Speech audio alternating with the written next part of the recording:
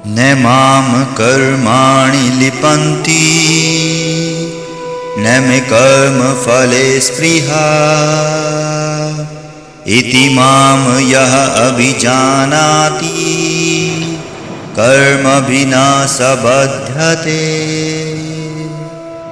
श्री कृष्ण ने अर्जुन से कहा, न तो कर्म मुझे दूषित करते हैं और न ही मैं कर्म के फल की कामना करता हूँ।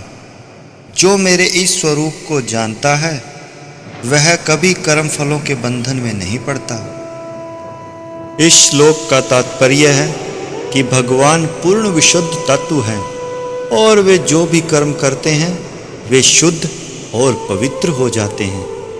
सूर्य, अग्नि, गंगा के समान विशुद्ध तत्व अशुद्ध परिस्थितियों और सत्ता के संपर्क से कभी विकारों से दूषित नहीं होते।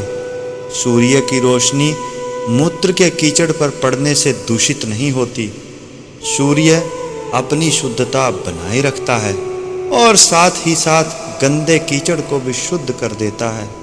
समान रूप से यदि हम कोई अशुद्ध पदार्थ अग्नि में डालते हैं तो अग्नि की शुद्धता तो बनी रहती है तथा उसमें जो वस्तु डालते हैं वह भी अग्नि का रूप लेकर शुद्ध हो जाती है।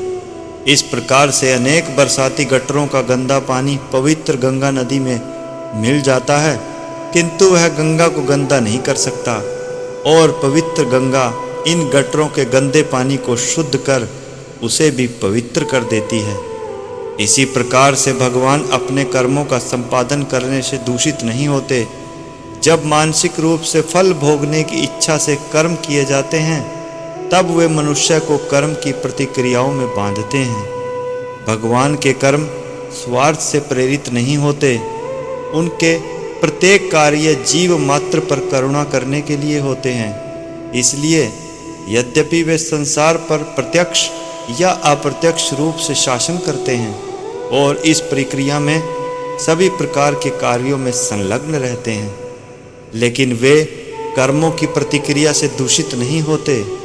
श्री कृष्ण कहते हैं कि वे कर्म की फलदायी प्रतिक्रिया से परे हैं। यहाँ तक कि भगवत चेतना में लीन संत महापुरुष भी प्राकृतिक शक्ति के प्रभाव से परे हो जाते हैं, क्योंकि उनके सभी कार्य भगवान के प्रति प्रेम की भावना से युक्त होते हैं। ऐसे शुद्ध अंतःकरण वाले संत कर्मों की फलदायी प्रक्रिया के बंधन में नहीं पड़ते।